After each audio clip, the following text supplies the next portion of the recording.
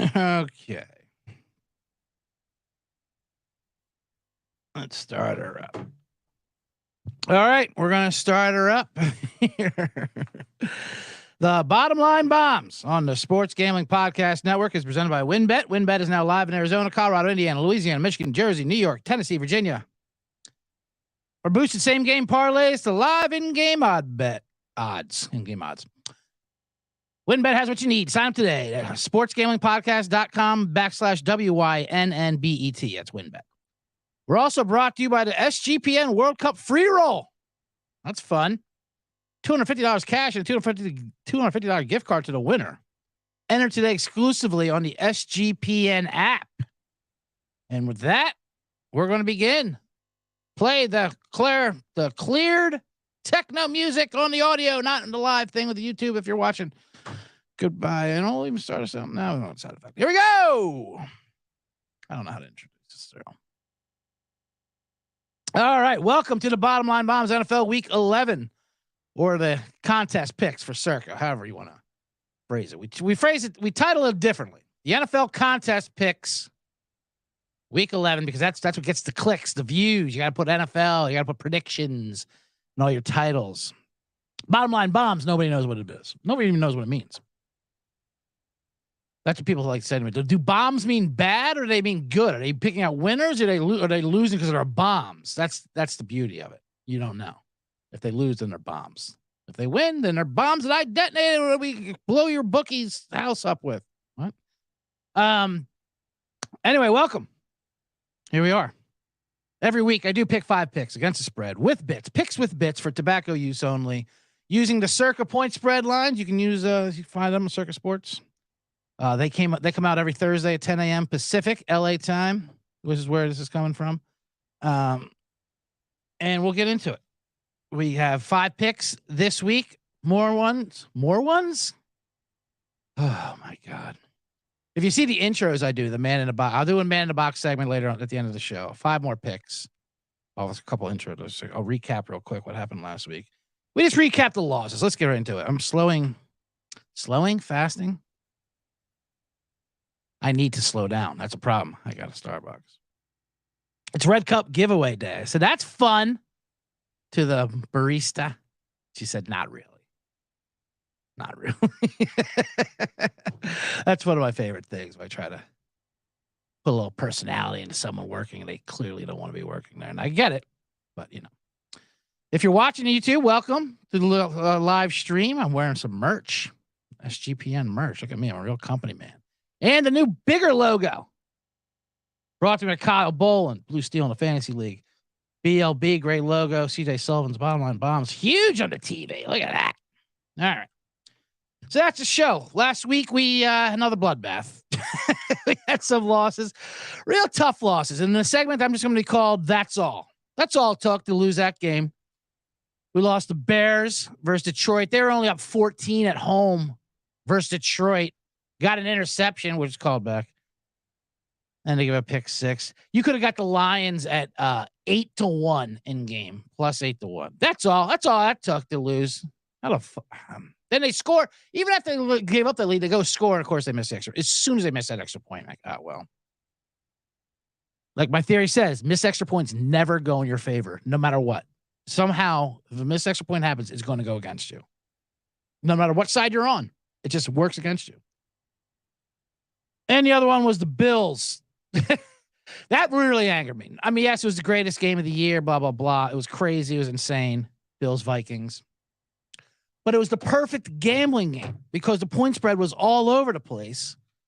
Where it started off with 10 or 9. Then they said Josh Allen was going to play, so it went down to 3. We got it at 3.5. We got Bills 3.5. And then Josh Allen was playing, so it went up to 6.5. So if you took the Vikings, you got 6.5. You took the Bills, you got 3.5. So you had that huge window. And then the Bills were up by 4. It was perfect. It was perfect. The Bills were going to win by 4. Everyone wins except for the actual Viking football players. If Josh Allen could handle a snap and fall down, that's all he had to do. Fall forward. You probably even could have taken a knee. The refs still want to call it a safety because the refs just don't call that. Like, forward momentum. Yes, the fucking Justin Jefferson catch. The Bills were 98% to win that game like 3 separate times. That's how we lose. That's all. That's all that took for us to lose. That's all.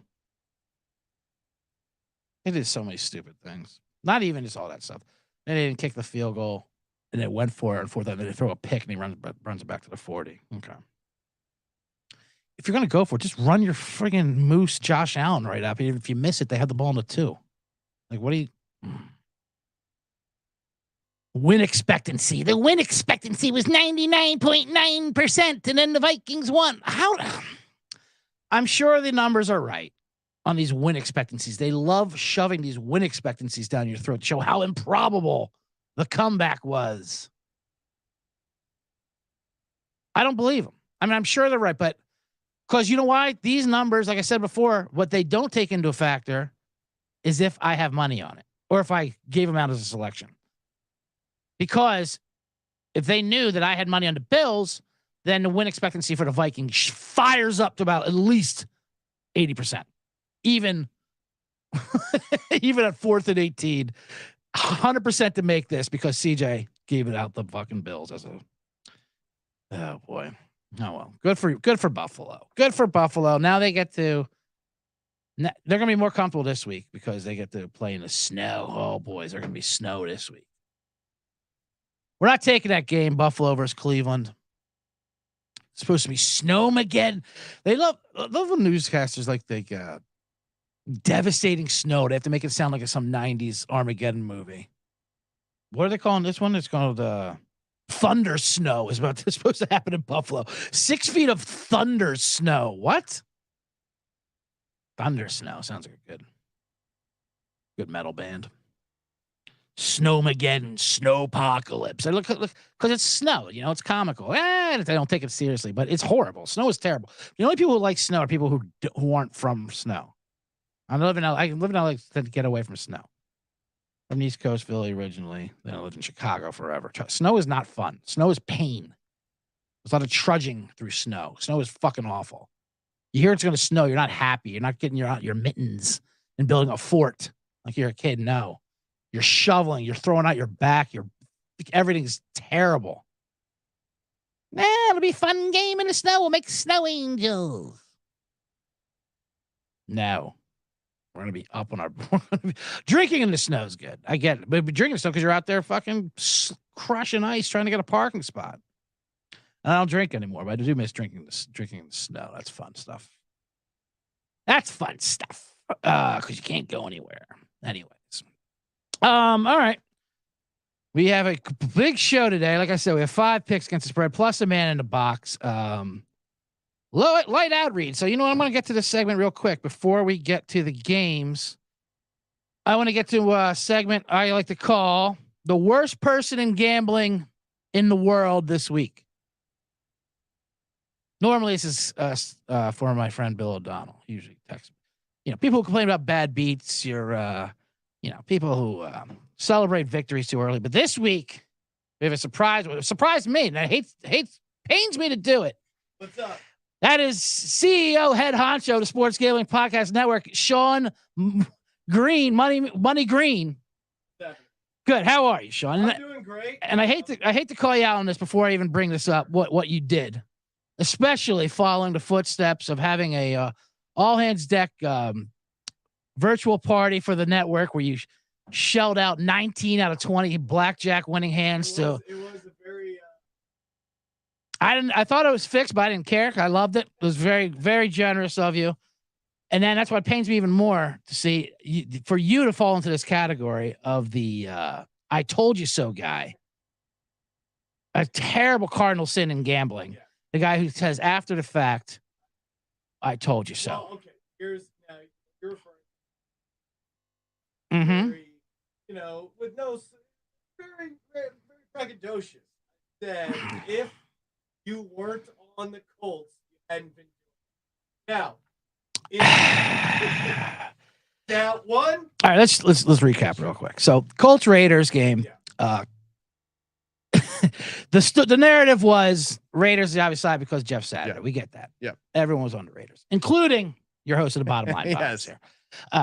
I was not intended a shot at you, CJ. No, I understand that. I understand that, but it pains everyone. Was what we did. It took a while to recover because it was a betrayal. You know, it was not just from you, but from the Colts themselves by saying Sam Ehlinger's going to be the quarterback. That's kind of what we were handicapping. Then all of a sudden, Matt Ryan. We didn't know you were allowed to lie in football and actually put Matt Ryan and then out there. Irsay really should be the guy because Irsay is the one. I'll be getting to Jim Irsay, but right now we got you because if they hear a tweet from you, from the good people, from the good guys, the gambling guys, the people who know better. Yes. Jim Irsay doesn't know better. No, you're Sean right. Money Green knows better. And he tweets out, so all you morons who had the Raiders, did I have them at 6.5 at the worst of it? Yes. Did I pile on more at 4? Yes. Did I know Matt Ryan's quarterback? No.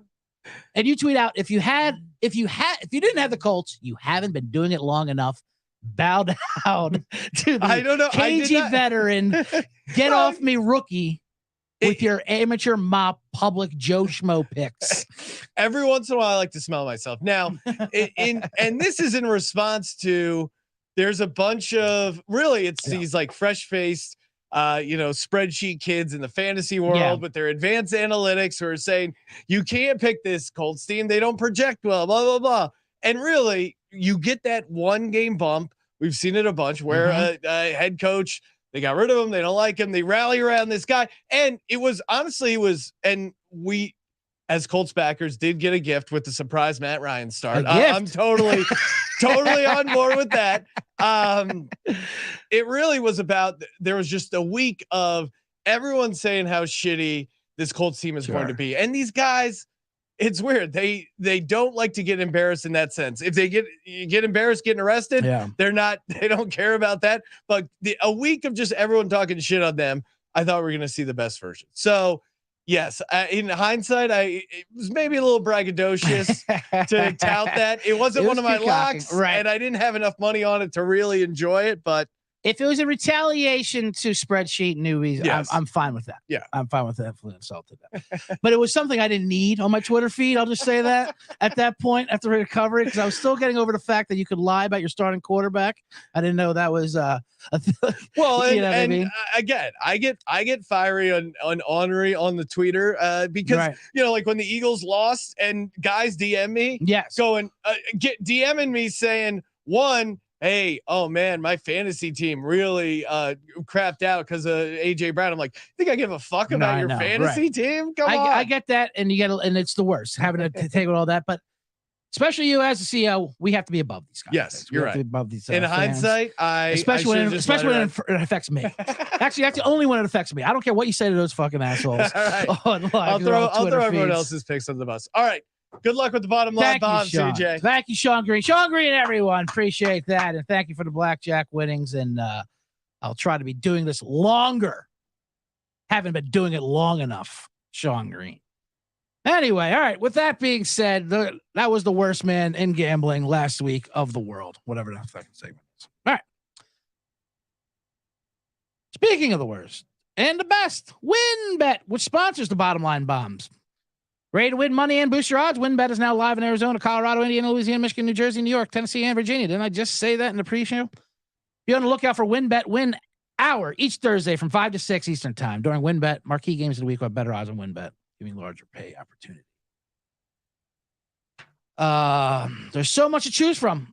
All you have to do is head over to sportsgamblingpodcast.com/WynnBET so they know we sent you. That's sportsgamblingpodcast.com/WYNNBET to claim your free bet today.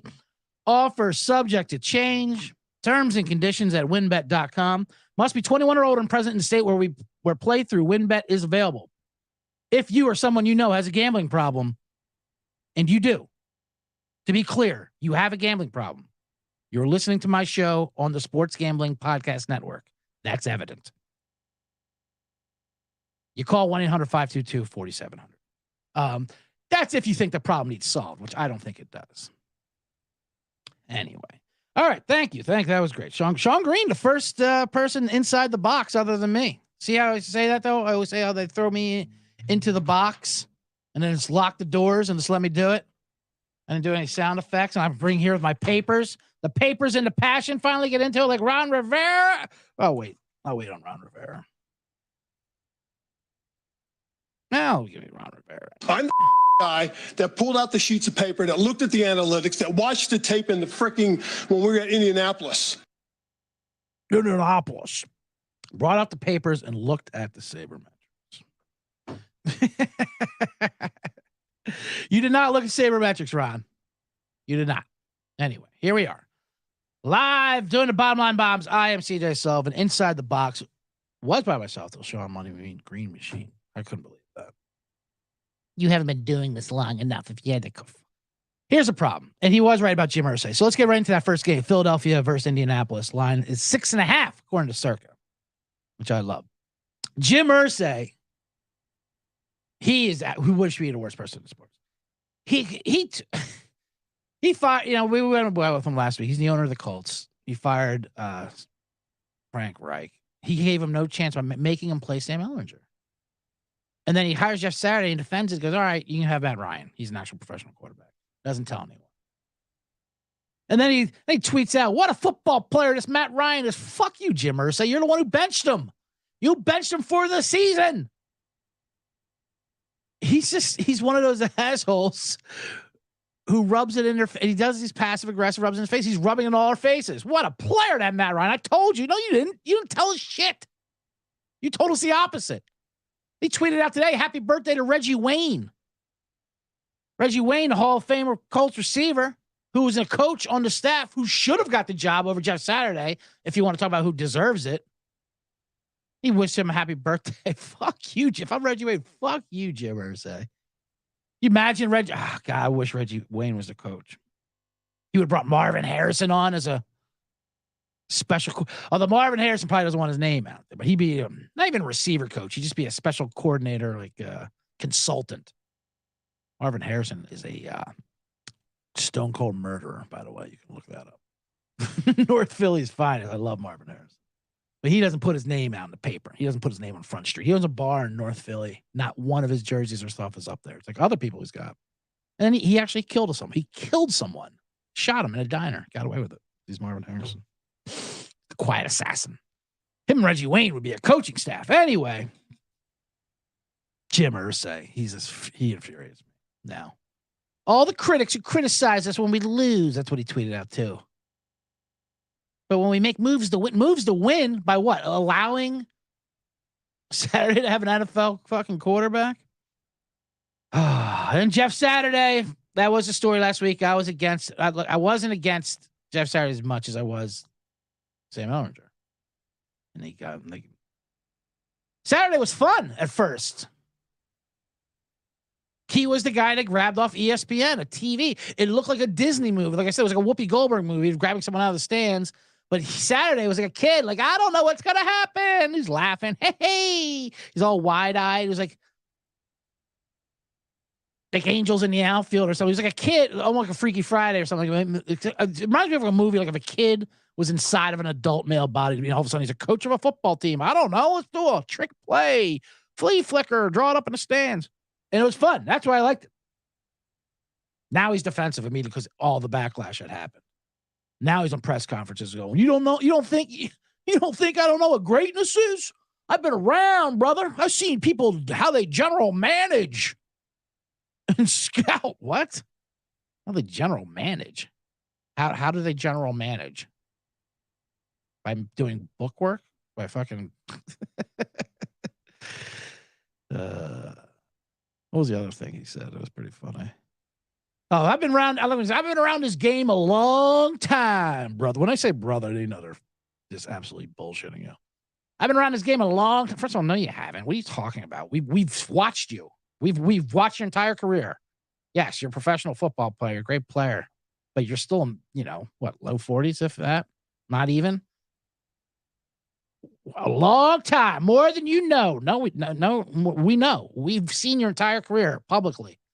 You're our age. We see you. You're not some fucking lifer coaching 2 high school games. So people really gave him the backlash.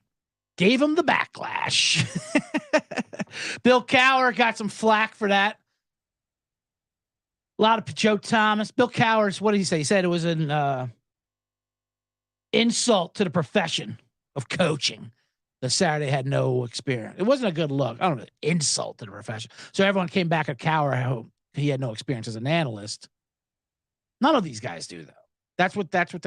They don't consider that a real job. That's why they consider coaching a real job. They don't consider talking on TV. And Cowher does talk like he has shit in his mouth. It is funny for him to say an insult to anything. Oh, the Stars. Carper.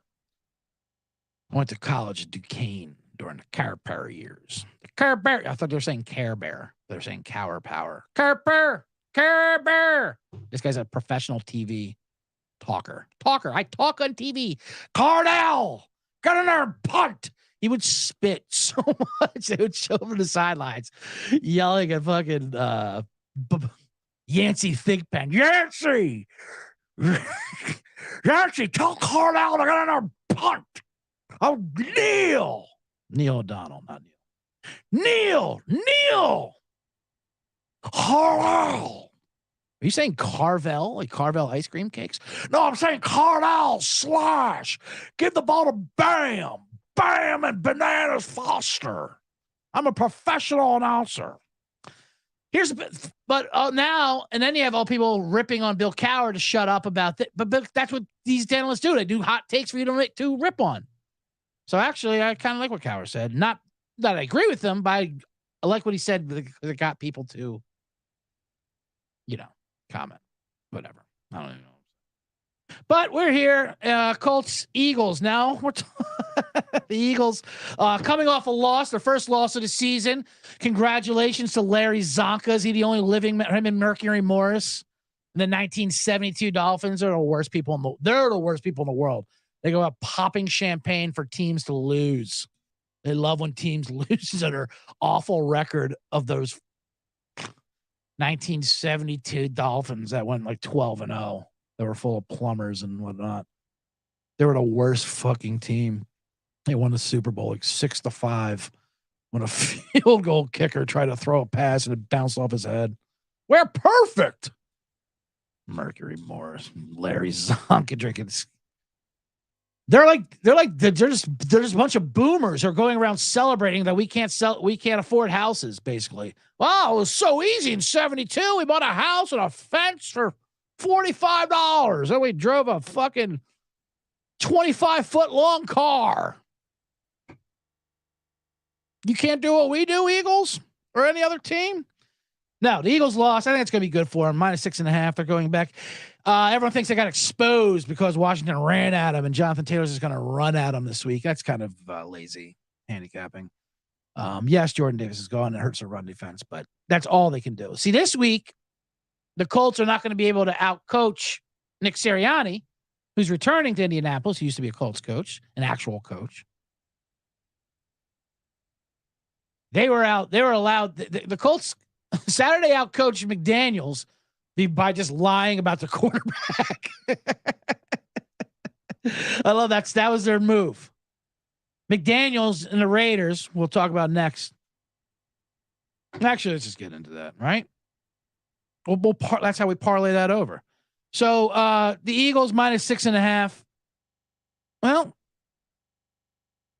yeah, -6.5 versus the Colts. They're coming back. They'll get back on the winning track. Let's just do, because we got to speed this up. We'll go into the Vegas and the out coaching. These Colts are consuming these entire bottom line bombs now. So my Eagles -6.5 versus Indy detonated first bomb of the week.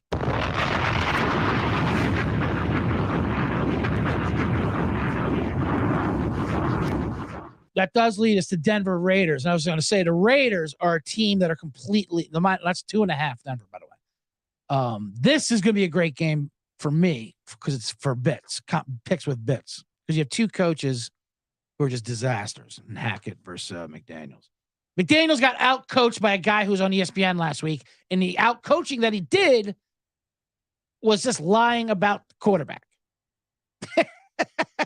Yep, Sam Ehlinger is going to be our quarterback. All right, we're preparing for him all week. Then comes Sunday. Oh boy, coach, I hate to tell you this, but the other team lied. What? They can do that? Yeah, apparently. Wait, who lied? Our opponent, the one that wants to beat us.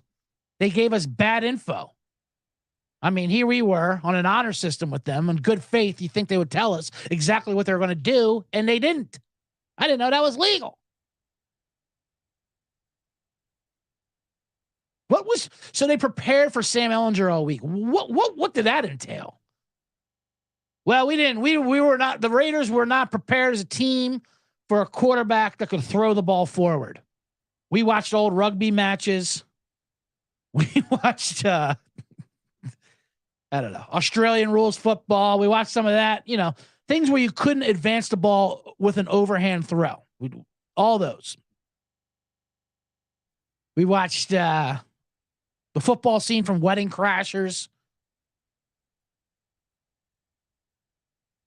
None of that prepared us for an actual NFL quarterback. So that's who Josh McDaniels just got out coached by. And so now the Raiders have completely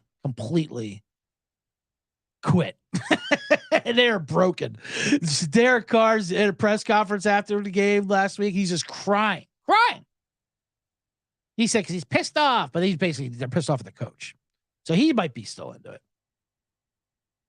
I don't know. Who knows? Oh, he's like, I'm pissed off because what we do to put what we put in our bodies to sleep at night. That's what Derek Carr said. Get in line, Derek Carr. We have to put. You know what we as adults who are not professional athletes have to put in our bodies to fall asleep at night? Yeah, it's a lot of whiskey, a lot of drugs, and we don't play football games. We're just trying to survive. His brother said he's pissed off on the comments. He's ready to fight. Yeah, I'm sure he's ready to fight. Nobody else is on that team. But you can be ready to fight. He's still not good.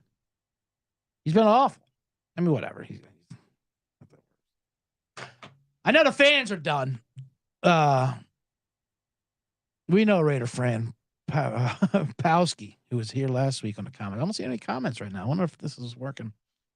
Or if you're out there, I'll give you a shout out. Put a comment. This is usually how Pawski communicates with us. The Raiders broke him. He's a Raider fan. The Raiders a couple weeks ago broke him so hard that he had to take text messaging out of his life. He can't text anymore. He only communicates through like Discord and YouTube comments. So we feel bad for him. He's lost his mind. He's in our fantasy league and now he's trying to empty out his fucking roster. Got to fucking I had to stop the fucking floodgates with that. He's emptying out the roster so it can be an Oklahoma land claim and everyone can just fucking snag the bones like vultures, which our league does. They're all vultures. I tried to lock them. I'm a commissioner of fantasy league. It's a nightmare of comics. I'm a stand-up. They're all crazy. And I couldn't lock them because it's a cash league, so you have to call customer service. I have to call customer service at Yahoo to explain to Yahoo, the company Yahoo, why I need to lock an owner because of Derek Carr and Josh McDaniels. That's a phone conversation I have to have with Yahoo, who still won't let me get in my original account because, whatever. All I want is my fantasy football information. Yahoo, what do you think I'm trying to do? You think I'm fucking putting stocks in your Yahoo finance section? You think I'm trying to hack Yahoo News, that fucking cesspool of ridiculous stories? What a fucking site, Yahoo. Well, it is a big site. But Yahoo Sports and Fantasy. I guess finance. I don't know how Yahoo makes money. I don't know how anybody makes money. I know how they don't make money. Be me. Don't make money or listen to these bombs. No, they're doing promos. So here we go. Now it's Denver versus the Raiders. Why? The line is only 2.5. Denver, they're bad. There's going to be a corny rally quarterback face off. Derek Carr crying, talking about what we put in our bodies. You have Russell Wilson with the Let's Ride Bronco Nation bullshit, and they're all awful. They're so bad. There was a stat that if Denver only would have scored 18 points every game, they'd be 8-1. It's a hilarious stat. Then you got Carr trying to rally the troops that no one, and both of them actually, no one's believing in it. But they want to work harder. McDaniels. That's why Hackett has to be like, thank God for this. Because that's all people will be talking about, is how bad he is.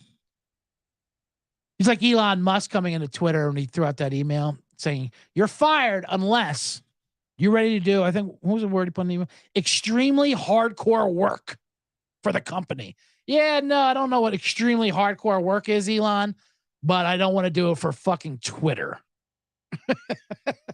For that dumpster fire of a site, no matter what it is. It's a horrible, horrible place. It's a cesspool and it's burning and we're all watching it burn. It's fun to watch Twitter burn. People just hate Elon Musk. Not like he does anything more than any other fucking crazy, awful billionaire. Facebook or Meta and Amazon, Lyft, they're all firing people 10,000 at a time. No one cares because we just like hating Elon. Not that I'm saying it's wrong to hate Elon. I'm just saying there's a lot of people to hate, including these Raiders. So we're going to go with, oh yeah, here's another thing I fell for before I make this official and hit a bomb sound effect. That's how I make picks official here. Picks with bits, bottom line bombs. I took the over off the grid because you can't give totals. But personally, I played the over the Denver-Tennessee game last week. And that would be the game that had the lowest amount of points of any game of this weekend. Because, of course, it did. Because all the players said after they beat Jacksonville in London was, man, that second half, we played with pace. We did a hurry up. We did pace, and our offense was completely different. We're going to play with a lot of pace. And they did. They played with pace. They were a lot faster. They were still terrible, but it was a faster terrible. We played with pace. Yeah, maybe slow the pace down. Maybe figure out how one of these fucking plays works first. Man, do I curse out of nowhere. That's when the emotional man in the box starts coming out that I live my life by. Anyway, let's get through it. Second bomb of the week 11. Denver minus 2.5. Bomb it. Oh,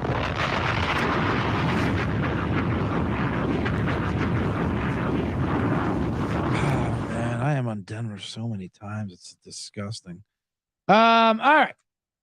One more ad read, and then we're done with that. The World Cup contest. This is fun. World Cup starts Sunday. Every 4 years. We care about soccer, gymnastics, figure skating, politics, Matthew Perry. Every 4 years. So the World Cup contest was also brought to you by the SGPN World Cup Free Roll. 250 cash and 250 gift card to the winner. Enter today exclusively on the SGPN app. Make sure to check out all the World Cup content on sportsgamingpodcast.com. Who doesn't love the World Cup? I love it. And the SGPN merch store, which I'm wearing right now. SGPN shirt. Go Birds. Get your holiday shopping done early at the SGPN merch store. The gear is the perfect stocking stuffer for the degen in your life. Well, let's face it, though. If you have a degen in your life, they're not showing up for Christmas morning. They're going to disappoint you. Yeah, but they do have shirts for every team. I got this Eagles shirt here, and I got to grease your poles, and they have coffee mugs, fun stuff. They have like your, shirts that you're not going to find in stores. Like grease my pole, like fun things. Like, where'd you get that?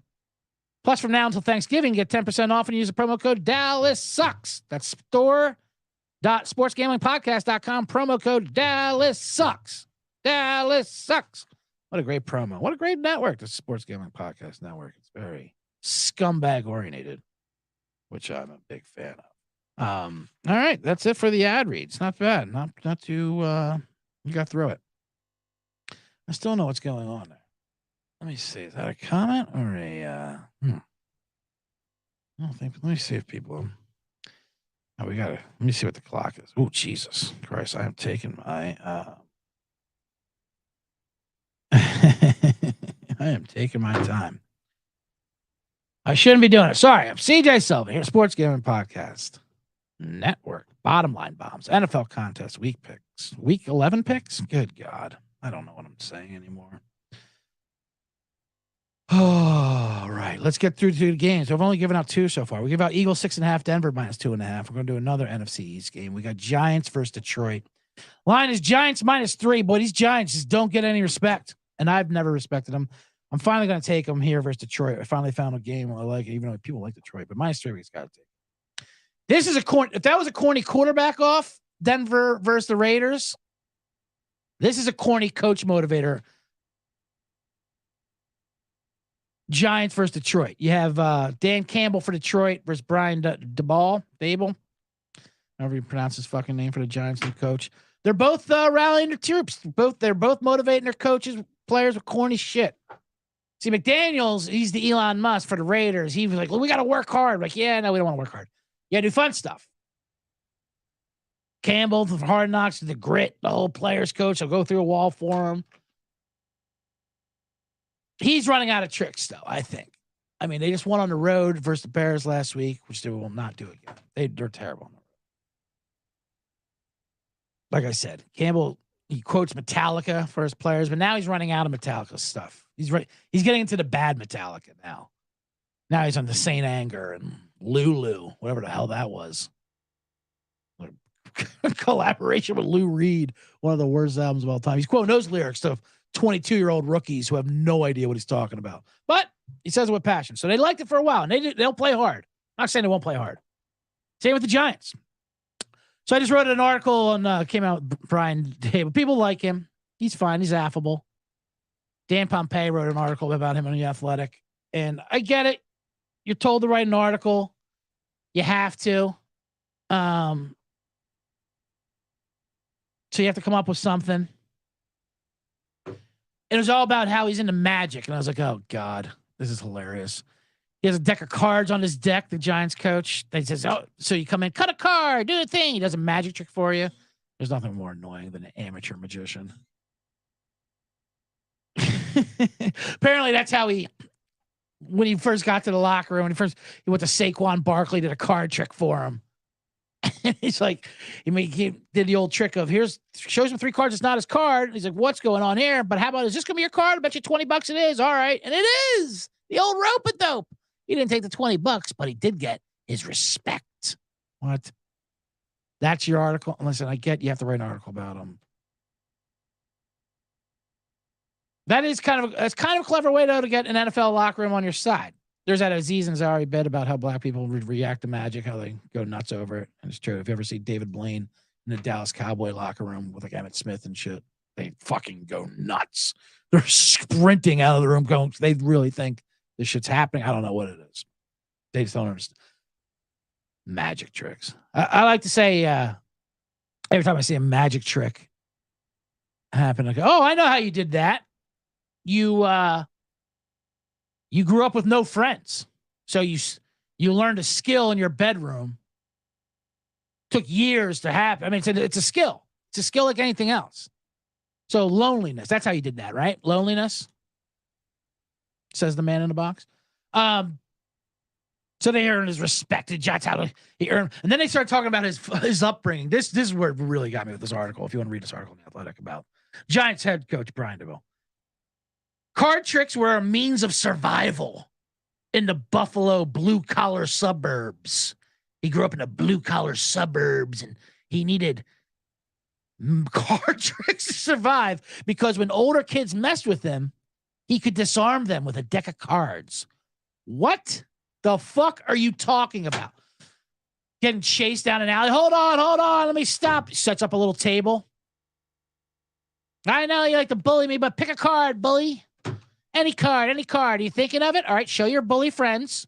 Don't show me. Show your bully friends. Now put it. Okay, as they shuffle. This your first time bullying. That's the thing with card tricks and magicians. They'll do it.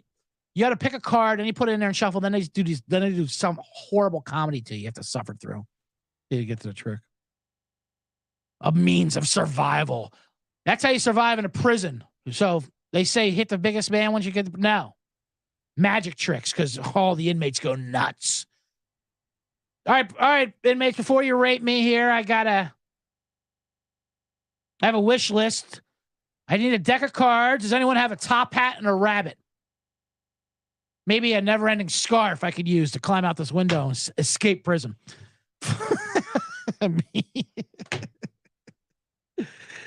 Oh, that got me. Rapist. I know that's a hack joke to say prison rapist. But so is magic. Magicians are just creepy. They're creepy liars. Every one of them. Get your fucking... I hate when you're at a restaurant or something at a bar, table magicians. Is there anything creepier than table magicians? They just come up to you with no consent whatsoever and they start putting their charm rape hands all over your fucking wife's neck and shit. Hey, Get out of here, you creepy liar. Get your hands off my girlfriend. Your bedazzled shirt. Button it up. What, are you giving her a massage, for Christ's sakes? This is something very pedophile-ish about me. I don't know what it is. When they come out, that curtain, it's that curtain in the sequence and the silver. It should be like the inside of a van opening up, like a door of a van opening up, and this fun-sized Kit Kats hanging down on strings as they lure you in. Anyway, it works for the Giants, though, apparently. New York Giants, they love it. That's how you get NFL teams. So more power to Brian DeBell. Way to survive the mean suburbs of Buffalo. Him and Christian Laettner. That's what I like to talk about, Christian Laettner, how he grew up tough in the suburbs of Buffalo. It's just cold. The bullies in Buffalo. I just love doing the ring trick. And just like magic tricks to fucking diffuse these guys. Anyway, abracadabra. What a dumb word. Abracadabra. See, I mean, it's like they're creating this own language of I'm not saying I like magicians, professional magicians, and it's a hard skill. Obviously, it takes a lot of work. I don't like the consent of it. I hate the amateur one. Just, I don't know. I like pickpocket magicians. I once got in a huge rabbit hole on YouTube about pickpocket magicians. They're also creepy. It's very molesty. Distractions. And they've, I don't know. They all should be on a list, that's for sure. But yeah, at the end of the day, like, you do the trick, like, okay, I don't know how you did it. I'm going to move forward. I don't think it's real. Very congratulations. Speaking of not real, my record on the bottom line bombs, but let's do it. New York Giants, Saquon Barkley should run all over Detroit, right? I imagine. Jared Goff and the elements of the outdoors in the Northeast.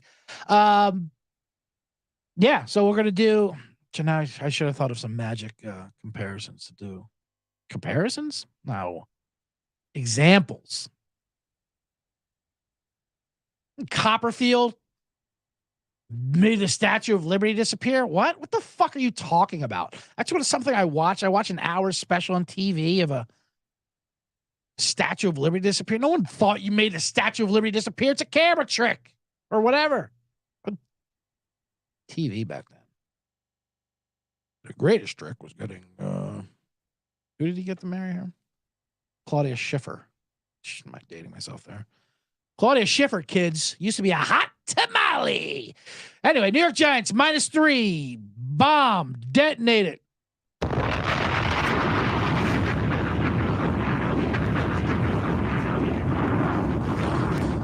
Let's continue on the NFC East here. Houston versus Washington. Line is 3.5. Washington is favored by 3.5. That is a lot. That's a big number for a team that's not that good. But they're on a hot streak right now. So everyone likes them. They're the darling. They beat the Eagles. Undefeated Eagles. Not because of the refs. You can't say that. Although it's because of the refs. They outplayed them, sure. But I love when people say, you can't blame the refs. It's a loser mentality. Why? The play directly affected the fucking game. When Dallas Goedert got his face mask that everyone in the world saw, causing the fumble. Washington gets it. They move the ball -5 yards, kick a field goal, get points over. They're like, well, you missed. They missed it. First of all, how do you miss it? And how is that not reviewable? Everyone in the world gets to see this. There's 60 cameras. It's can't blame it because of that. Why? It's because of that. That didn't happen. Right? Other things could have happened. Who cares? But then a 15-yard penalty too. Dallas Goedert's not only hurt now too because of that. That's great. Yeah, that roughing the passer. Not that it's guaranteed the Eagles are going to get the ball and score at the end of the game, but they obviously didn't get a chance to after Taylor Hinkie flopped and drew a roughing the passer by giving himself up. I've never seen such a thing. Guy tries to hold up, and then he celebrates it. What a fucking little... these corny white... I don't like this new trend of corny white quarterbacks on the plane. And you see him afterwards on the plane, the video of him, like, and their players just put all their jewelry on him, all their bling on it. White, hey, let's dress the white quarterback up like a rapper. They have like 100 pounds of diamonds on them.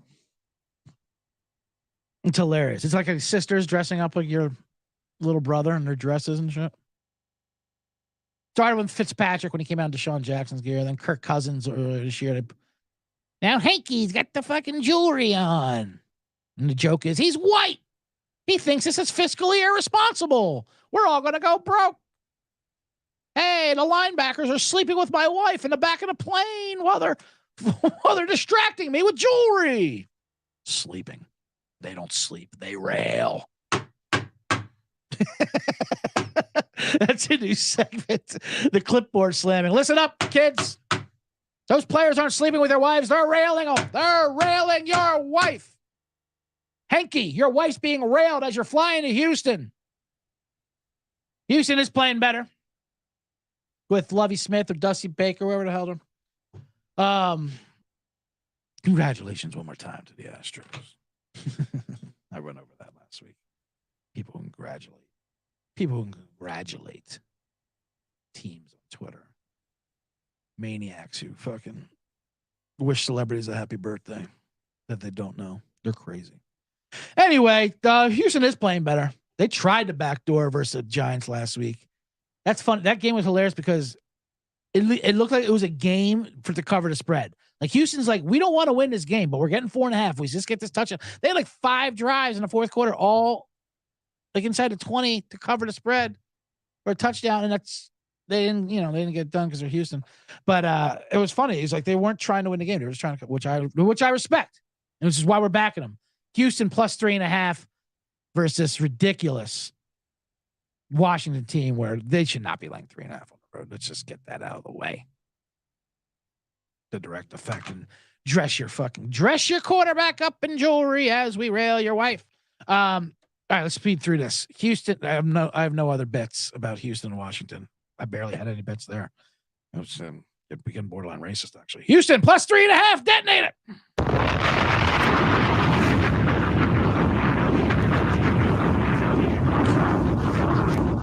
Speaking of borderline racist, here comes my 5th and final bottom line bomb. San Francisco versus Arizona. The line is 8, and the game is played in Mexico City at Estadio Azteca. Finally, it's back to Mexico City. I love these games in Mexico. They didn't have it last year or last time because the NFL didn't think the stadium was ready for the infrastructure for their cameras and shit. Not the people. They don't give a fuck about the people. There'll be 80,000 people there. They love the NFL in Mexico, unlike Germany and Europe where we've shoved them. They love it down there. There's going to be tons of Niner fans there. In Arizona, they'll be mostly Niner fans. But they just didn't think they were ready for Fox cameras. So what? Don't tell Mexico how to fucking sport. This is what they do. They're going down there on vacation, getting an all-inclusive. No, live in the culture. Don't be American about this. Don't complain about their fucking culture and country in their country. Play the game the way Mexico plays the game. Have random fucking animals walking out into the field and dogs and shit that are like mangy and like, oh God, I don't know what's going on there. Have flares being shot out in the crowd, fire hazards, and just explosions. That's the Mexican way for football games, soccer games.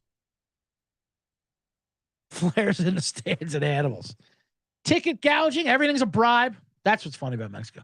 The cop, as you get bribed and you get fucking ripped. I went down there to Sayulita last Christmas. They snagged some edibles off me. They just fucking they basically said, just give us $100. We'll let you go. They're like, we're not even going to, do we have to go through all this? You know how this works. I'm like, yeah, I know how this works.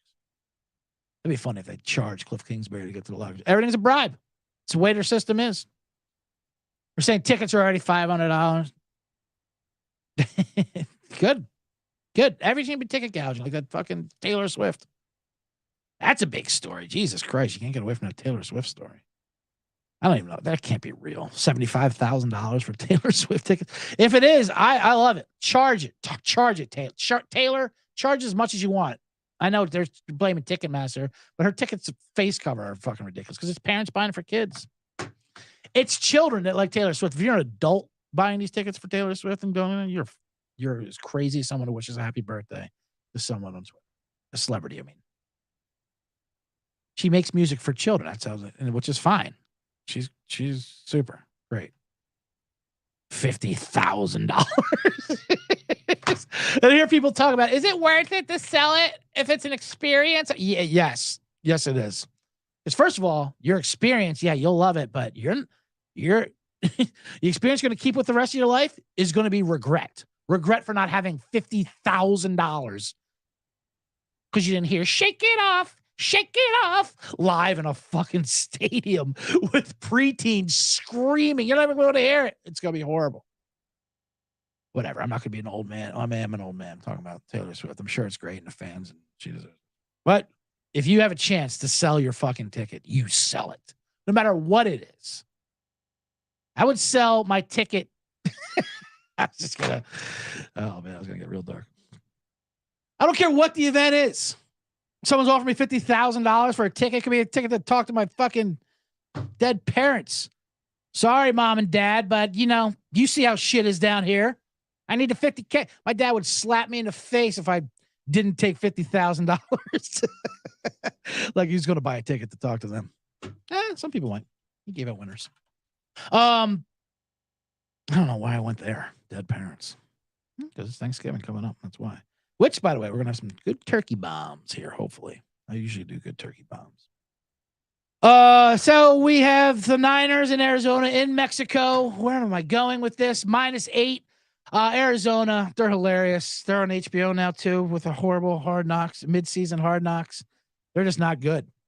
And the Niners are getting good. And like I said, it's going to be 80% Niner fans down there. Mexico loves the Niner fans. Vamos 49ers. Does anyone sound more like a fucking fat Irish tourist down in Mexico? Just sunburned. Excuse me, senor. How do you say detonar Bamba? La Bamba? I want to detonar Bamba of San Francisco, -8. So detonar La Bamba.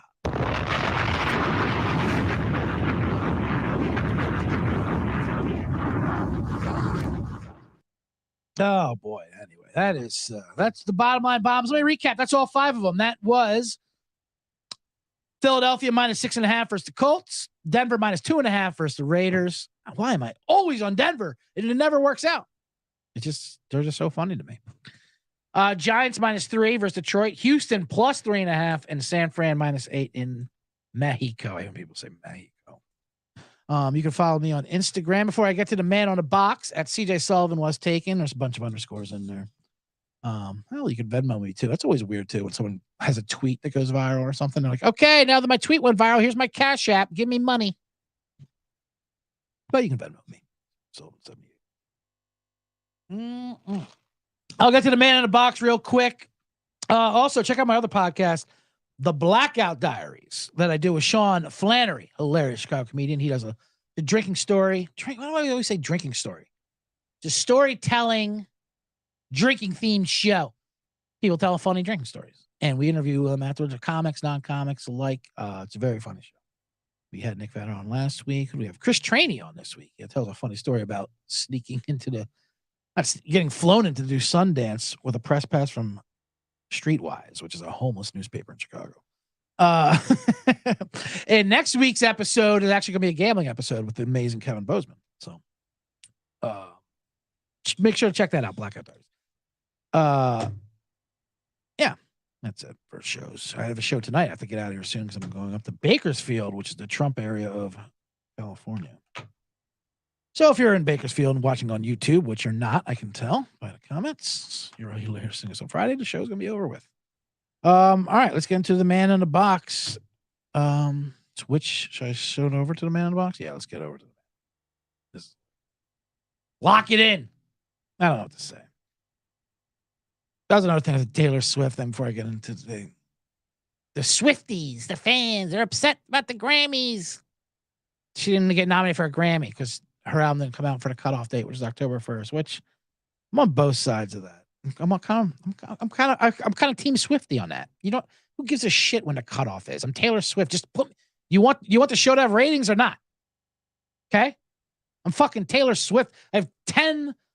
What was her thing? All 10 of the top 10 songs on a Billboard. Like, hilarious, dude. Put her on. Give her all the Grammys. Who cares? It's the Grammys. They mean nothing anyway. Obviously, you just need people to be in the ratings.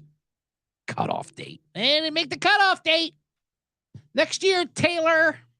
Yeah, how about I fucking buy the Grammys? I'm Taylor Swift. Good for her. So here we are, man in the box. Boxes.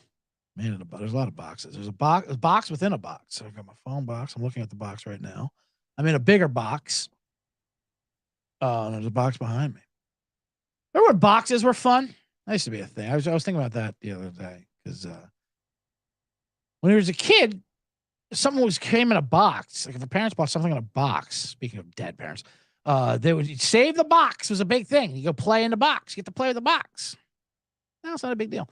We get boxes delivered every day from Amazon. They must be very wasteful. And we just throw these boxes away. They're good boxes too. They're solid fucking boxes. We didn't have those boxes growing up. I'll tell you that. We had dangerous boxes with fucking staples coming out of them and all kinds of. You would cut yourself in those boxes, but you'd play with them.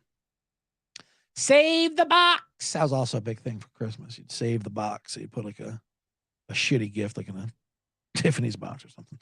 My dad did to my mom. Oh, I keep bringing up dead parents. So yeah, that's talking boxes in a box right there. That could be a segment. I don't know what I'm talking about. Oh man, I got a couple things to say. I was at Ralph's the other day, which is the grocery store out here in California.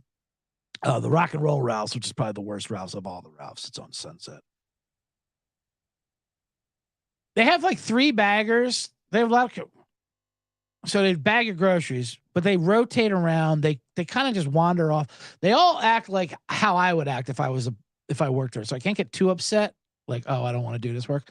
But I swear, every time that I'm in line for groceries, so I picked the line. I'm not doing self-checkout. We all know that. We all know that scam, the self-checkout scam. If I do self-checkout, if you make me do self-checkout, then I'm stealing stuff. That's what's happening. And that's called a tax for making me bag. And that's why I want them to bag it. So I picked the line where I know there's going to be a bagger. I look, I'm like, okay, there's one that's got a bagger. I'm taking this line. And they see me, and by the time they get done their bagging, they skate. They take off when they see me. They're like Lizzo over here. There's 2 fucking plus size models that didn't get into a club in LA and they fucking ranted on TikTok about it. Boo-hoo. Yeah. Clean up your act, ladies. You're not getting in. Not tonight. But that's when they look at me and like they fucking skedaddle. And now I'm sitting there. What do they think? My food's gonna be heavier? Go fatter? Is that it? Fuck this guy's groceries. I'm coming in light, buddy. Carb smart bread. All right, bananas, a lot of fruit. We all know the grape situation. I'm not going to talk about the grapes. So now they take off. So now I've got the groceries ringing up and I'm waiting. And like part of the thing is I don't want to bag. First of all, I don't know how to bag them. I bring my own plastic bags. But I can't just stand there and do it, not do it and guilt free. So I'm angrily, loudly, like a kid packing his, cleaning up his room. I guess I'll just jam eggs down here. I don't know. Do they go on top and the bottom or whatever? Here's some. I don't know what I'm doing. I can't believe I'm doing this myself. They're like, I don't know. I think it's a fad. I think everything's a fad thing. It's like when food runners always assume whatever the dish is that I ordered it, no matter what. I could be at a bar eating a meal. And the food runner will come out with the exact same thing. Oh, this is for you? Nachos? 4 entrees? No. I have a meal in front of me. But you think you probably want it, though, don't you? Come on. You want it. There could be a table, a family of 4 next to me with silverware, pounding the table. We want din. The food runner's like, nah, I don't think it's yours. I think it's this guy's, this fucking mess of a human being. Maybe that's in my head. Of course it's in my head. But it's also told to my face, too. Say it to your face. Say it to my face. When people say that, say it to my face. You don't want me to say it to your face. We're talking about your face. Why would you want us to say it to your face? Don't ever say it to my face. It's gonna make me feel terrible. Say it behind my back. Just don't let me hear it. I don't care. Say it to my face. I did a show last week, Friday, at the Ha Ha Cafe in North Hollywood. If you're there, the late Friday show there. That's America. That's like doing an American club. This fucking hack host up there. He picked me out after I left my set. It was a tough set, full of speaking of Mexican, the all Mexican show, which is I'm fine with. They love me. I told them, listen, you guys are great. You guys produce the best shortstops and bantamweights, and just a joke. They enjoyed it. Anyway, and then his host comes up to me like, "Hey, give it up, man! That was Chris Farley. I thought it was like Tommy Boy up here." He said like 3 or 4 of them, and they all fucking didn't even get a reaction. And he comes up to me like, "Hey," I'm like, "What the fuck? What are you doing? Say that beforehand, at least, so I have a chance to come back at you with a microphone." We're a fucking coward to say it after I leave. So I'm like, "Hey, what's going on?" He goes, "Hey, man, no, I love your energy." That's what he says. I love your energy. Like I'm some girl he's trying to fuck. Like you can't try to insult him. I love your energy, man. Really? I hate you. You're a fucking hack. Anyway, that's comedy. That's comedy, and it never ends. The pain never ends. Speaking of which, I have to get out of here and get up to what did I say? Bakersfield? Yep, go to Bakersfield. So that's gonna be it for the Bottom Line Bombs. Thank you for listening, for watching. Like, subscribe to the NFL Sports Gambling Podcast Network. That was week 11. Yeah, so we'll come back. We got 3 Thursday games. Hopefully I'll get a nice Thanksgiving edition, some turkey bombs, and a separate one for the Sunday, but we'll see. I'm speaking of ambitious. Yeah, well, Thanksgiving's coming up, so say hi and goodbye to all your dead parents everywhere. Goodbye! Oh, yeah, play that techno.